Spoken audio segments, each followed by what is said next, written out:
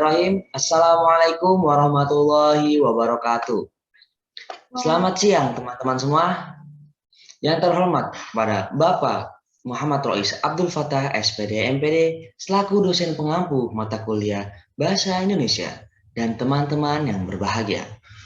Puji syukur mari kita panjatkan pada Allah Subhanahu wa taala atas rahmat berupa kesehatan sehingga kita bisa mengadakan diskusi secara online ini melalui Zoom. Dan tak lupa selawat serta salam mari kita curahkan pada junjungan kita Nabiullah Shallallahu Alaihi Wasallam. Pada hari ini saya Muhammad Farhan Musyafa selaku moderator yang akan memandu di kegiatan diskusi pada kesempatan kali ini. Topik yang akan kita bicarakan mengenai pengaruh penggunaan media sosial intensitas tinggi terhadap kejadian stres pada usia remaja. Sebelum diskusinya saya mulai, saya akan memperkenalkan anggota kelompok 15, yaitu yang pertama, Ade Madonna dengan NIM 148, Muhammad Farhan Musyafa dengan NIM 174, Junisa Kumala dengan NIM 179. Sedangkan rangkaian acara yang akan kita lalui yaitu 1. Pembukaan, yang kedua sesi penyampaian dan penyajian materi, yang ketiga yaitu sesi penutup. Baik teman-teman, langsung saja kita mulai ke sesi yang pertama yaitu pembukaan. Mari kita buka presentasi pada siang hari ini dengan mengucapkan basmalah bersama-sama. Bismillahirrahmanirrahim. Selanjutnya adalah penyampaian dan penyajian materi. Materi yang pertama akan disampaikan oleh saya sendiri. Oke. Pertama yaitu pendahuluan.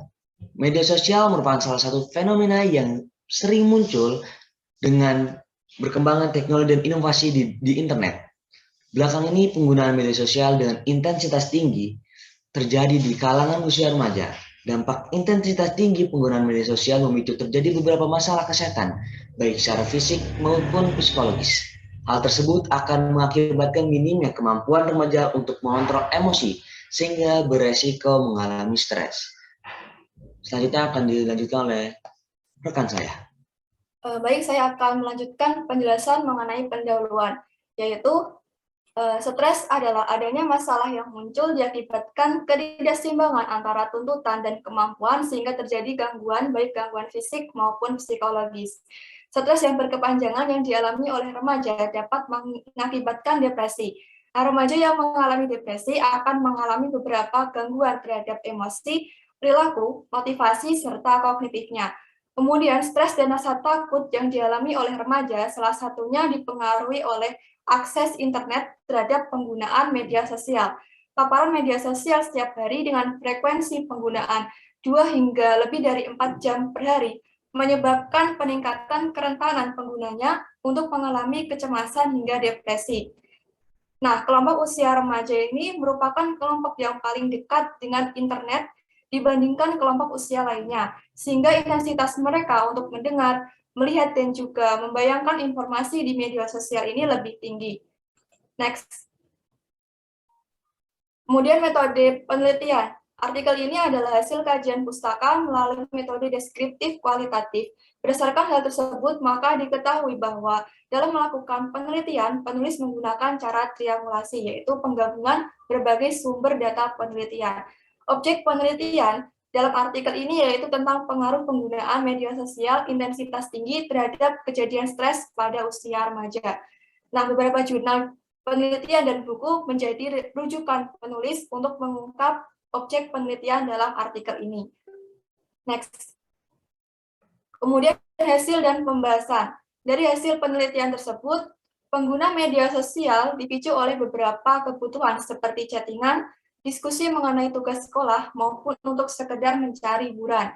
Diketahui jenis alasan tertinggi dalam penggunaan media sosial adalah mood modification, yaitu perasaan yang mempengaruhi kesenangan atau kepuasan yang dirasakan setelah menggunakan media sosial, sehingga aktivitas online pada media sosial melebihi waktu yang direncanakan. Next. Selanjutnya yaitu kecanduan media sosial memiliki hubungan dengan insomnia pada remaja dan tingkat stres memiliki hubungan dengan insomnia pada remaja. Kecanduan dalam penggunaan media sosial menyebabkan besarnya frekuensi mengakses media sosial yang mengakibatkan insomnia. Penggunaan media sosial intensitas tinggi bukan satu-satunya faktor yang menyebabkan stres pada remaja. Ada banyak faktor yang mempengaruhi terjadinya stres pada remaja, seperti masalah keluarga, teman, tugas sekolah, dan kegiatan yang padat. Baiklah, saya akan melanjutkan. Kesehatan mental banyak dipengaruhi oleh faktor lain yang menyebabkan kesehatan mental baik ataupun buruk, yaitu faktor internal peserta didik seperti kondisi bawaan peserta didik maupun faktor eksternal peserta didik seperti media sosial, keluarga, orang tua, dan teman. Media sosial berfungsi sebagai platform bagi penggunanya.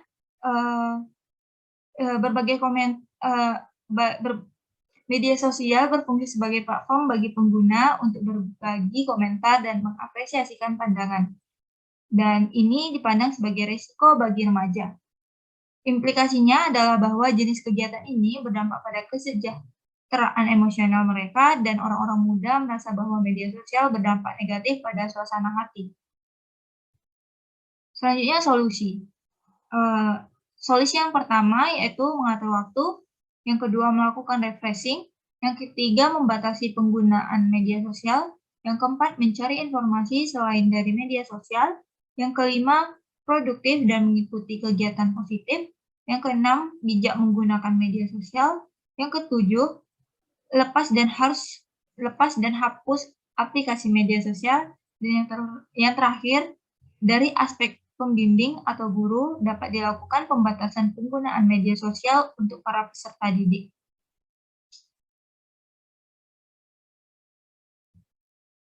Adapun yang terakhir yaitu kesimpulan, berdasarkan hasil kajian pustaka melalui metode deskriptif kuantitatif, dapat disimpulkan bahwa penggunaan media sosial intensitas tinggi memiliki hubungan dengan kejadian stres pada usia remaja.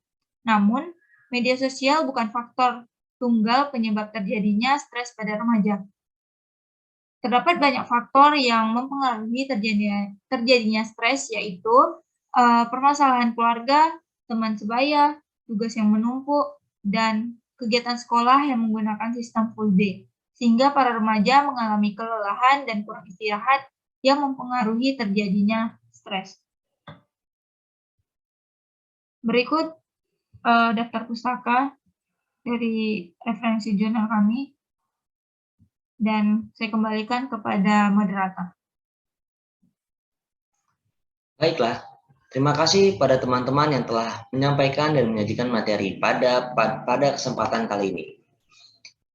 Baik, dengan berakhirnya presentasi pada kesempatan kali ini, maka presentasi pun akan saya akhiri. Saya selaku moderator mewakili teman-teman kelompok 15 untuk meminta maaf jika ada kesalahan baik yang disengaja maupun yang tidak disengaja. Marilah kita tutup sesi presentasi pada kali ini dengan mengucapkan hamdalah bersama-sama. Alhamdulillahirabbil alamin. Akhirul kalam billahi fisabil haq fastabiqul khairat. Wassalamualaikum warahmatullahi wabarakatuh. Waalaikumsalam warahmatullahi wabarakatuh.